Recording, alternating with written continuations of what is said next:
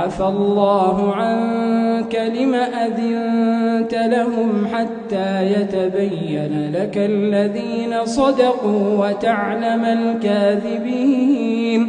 لا يستأذنك الذين يؤمنون بالله واليوم الآخر أن يجاهدوا بأموالهم وأنفسهم والله عليم بالمتقين.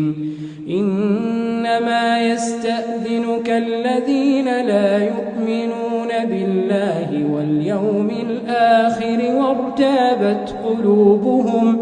وارتابت قلوبهم فهم في ريبهم يترددون.